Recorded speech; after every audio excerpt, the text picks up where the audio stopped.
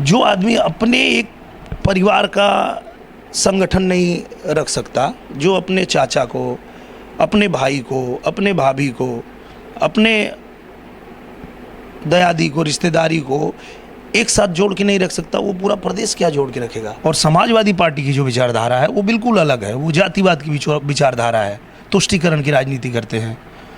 तो वो तो एकदम ठीक बोल रहे हैं कि जो भाजपा में है या भाजपा की विचारधारा पे चलने वाला है वो किसी भी जन्म में नहीं हो सकता ऐसा पाई। घुस जाल बिलिया में सांप बिच्छू गोजर, चलेला जब चाँप के, चलेला जब चाँप के, बाबा का बुलडोजर, चलेला जब चाँप के।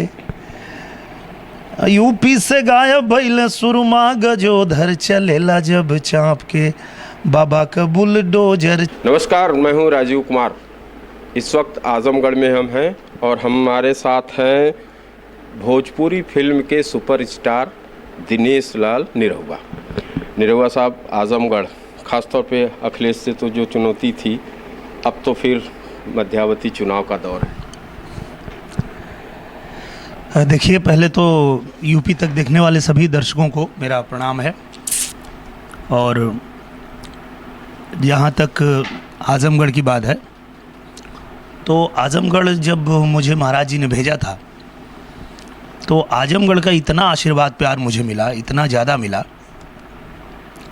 कि हम लोग हमेशा से इस बात को ध्यान में रखें कि भले हम चुनाव जीते या ना जीते, पर जितने लोगों ने हमारे ऊपर भरोसा करके और हमारा साथ दिया था तो उनका काम नहीं रुकना चाहिए, आजमगढ़ का कोई काम नहीं रुकना चाहिए। और प्रदेश में हमारी सरकार है, देश में हमारी सरकार है, तो यहाँ की जो भी समस्याएं हैं, जो भी मुद्दे हैं, वो सरकार तक पहुँचाया जाए, जो हमारा नैतिक दायित्व था, और हम लोग उसको हमेशा निभाते रहे हैं। जब भी यहाँ आना होता है तो यहाँ जो भी हमारे चाहे वो पुल की समस्या है या कुछ सड़कों को लेकर के या सीवर को लेकर जो जो चीज़ें हैं वो हम लोग सरकार तक पहुंचाने का काम हमेशा करते रहे। अभी भी आजमगढ़ आने का मकसद यही है कि जब मुख्यमंत्री जी ने जब शपथ लिया तो मैं बधाई देने के लिए गया था, तो उन्होंने कहा कि आप बीच में थोड़ा जाके वहाँ देखते रहिए वहाँ क्या है, क्योंकि वो तो छोड़ के भाग गए। तो कौन छोड़ के भाग गए? अखिलेश जी तो यहाँ आजमगढ़ को छोड़ दिया। वो तो मैं पहले ही कहा था, चुनाव के दौरान ही मैं कहता था कि वो सिर्फ कहने के लिए वो कहते हैं कि आजमगढ़ भी मेरा घर है और इटावा भी मेरा घर है, लेकिन जब भी चुनना पड़ेगा तो वो आजमगढ़ को छोड़ेंगे और इटावा को चुनेंगे। तो वही हुआ भी, 2 साल में 3 साल में यहाँ पे छोड़ के और चले गए। तो भी वो जब थे उस समय भी हम लोग आते थे और आकर के यहाँ की जो भी चीज़ें हैं वो सरकार तक पहुँचाते थे। और जब वो छोड़ के गए हैं उसके बाद भी चूँकि महाराज जी का आदेश भी रहता है मुझे कि आप जो है वहाँ पे जाते आते रहिए और वहाँ जो भी चीज़ें हैं लोगों से मिल करके और वो मुझ तक बताते रहिए, पहुँचाते रहिए। तो मैं हमेशा ये काम करता रहा हूँ। और इस बार फिर मिलने गया था तो वही बात उन्होंने कहा, तो फिर मैं आ गया आजमगढ़। और बहुत सारा ऐसा काम था जो पहले भी हम लोगों ने चिन्हित करके यहाँ के डीएम साहब को और सरकार तक भी पहुँचाया था। तो कुछ काम तो उसमें हुए, लेकिन कुछ अभी नहीं हो पाए थे। तो अब नए डीएम साहब आए हैं तो अब इनको वो सारा काम जो है हम लोग सौंपेंगे, उनको बताएंगे कि ये कार्य है जो होना ज़रूरी है। तो यही उद्देश्य है आने का।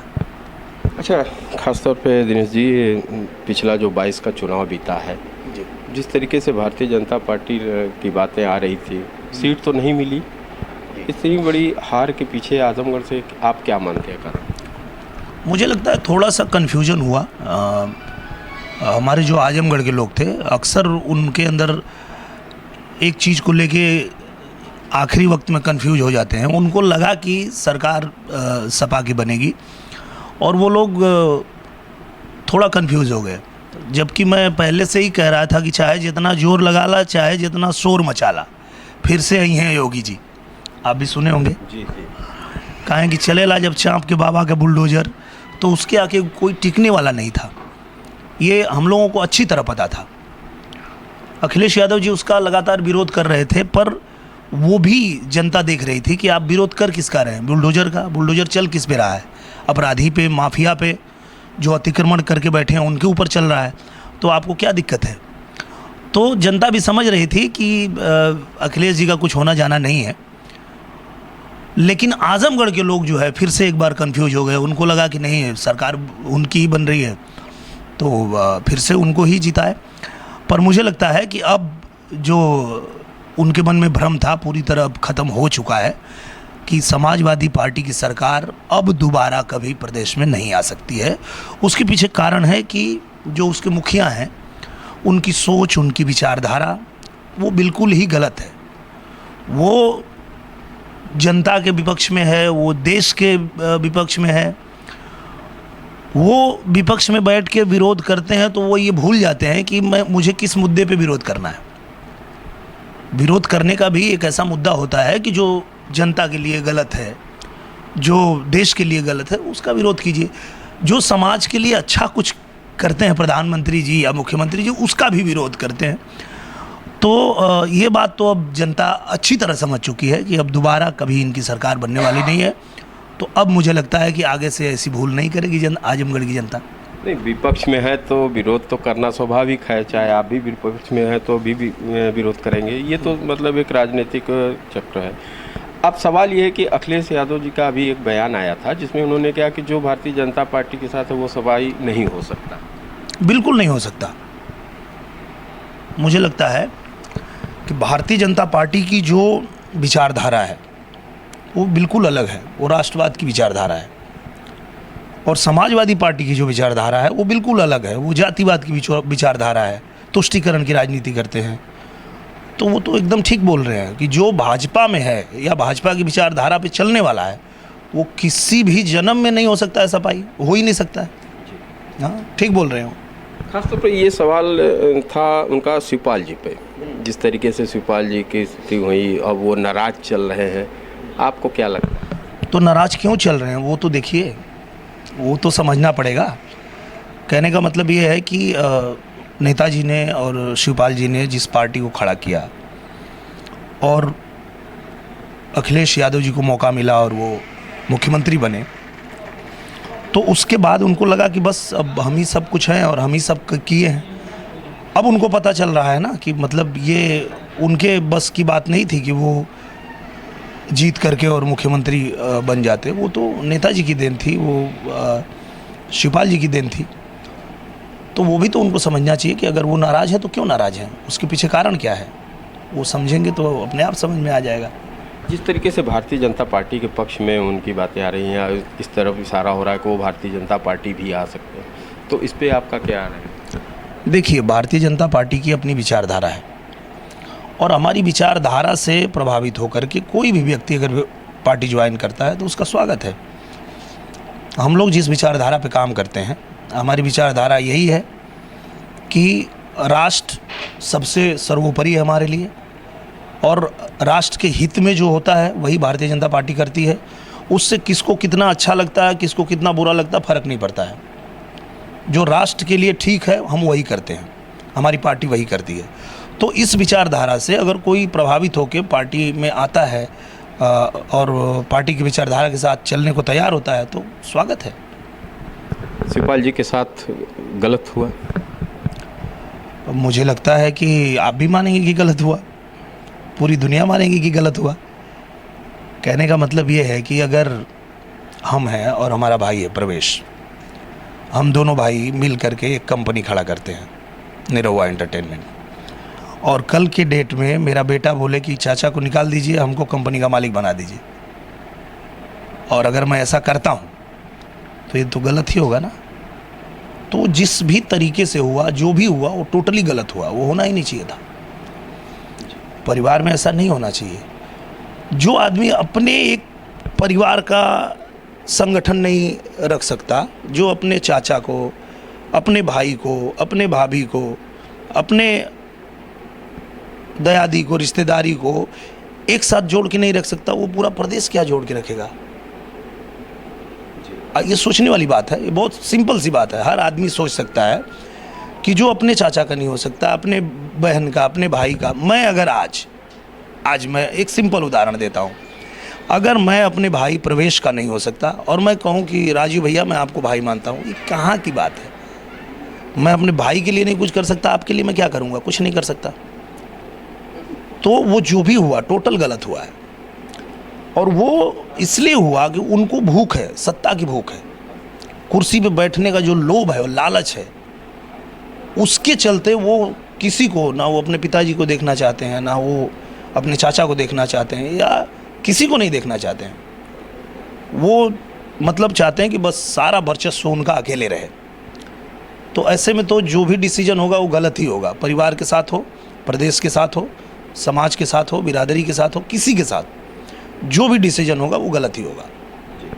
चलिए दिनेश जी, हम अब बात करते हैं ज़रा पूर्वांचल और ख़ास तौर पे जो फिल्म भोजपुरी फिल्म या फिल्मों को बढ़ावा देने के लिए यहाँ पे कई तरीके की बातें चल रही थी जी, उसको लेके जो समय समय पे बात आ रही है, उस क्षेत्र में अब आप लोग क्या कदम उठा रहे हैं? बहुत अच्छा काम हुआ है। देखिए जब लॉकडाउन हुआ था तो लॉकडाउन के दौरान फिल्म इंडस्ट्री तो बंद हो ही गई थी, सबके काम धाम बंद हो गए थे, और हालत ये हो गई थी कि जो लोग फिल्म से जुड़े लोग थे, तो जो बड़े कलाकार थे उनके लिए तो उतनी परेशानी की बात नहीं आई, पर जो रोज़ कमाने खाने वाले टेक्नीशियन थे वो बहुत तकलीफ़ में आ गए।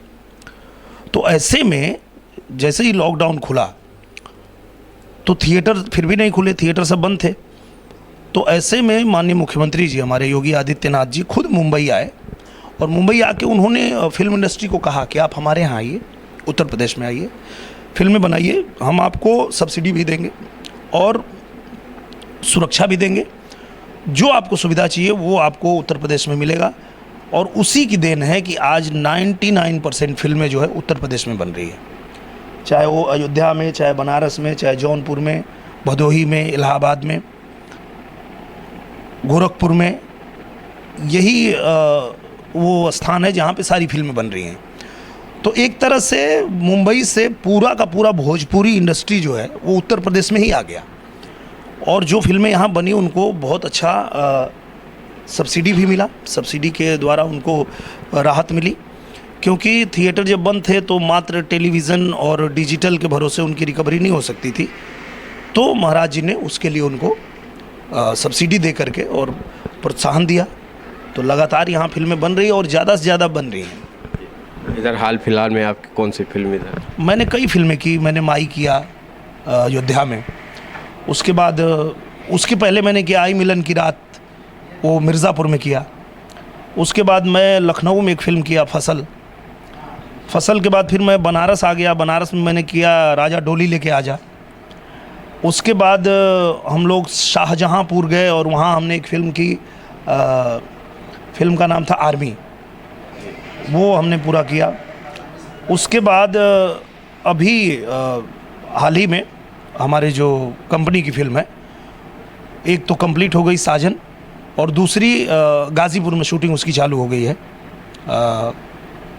यूपी 61 गाज़ीपुर प्रेम कथा, ये हमारे गांव में ही शूट हो रही है। तो एक छोटी सी फिल्म सिटी तो हमारा गांव भी बन चुका है।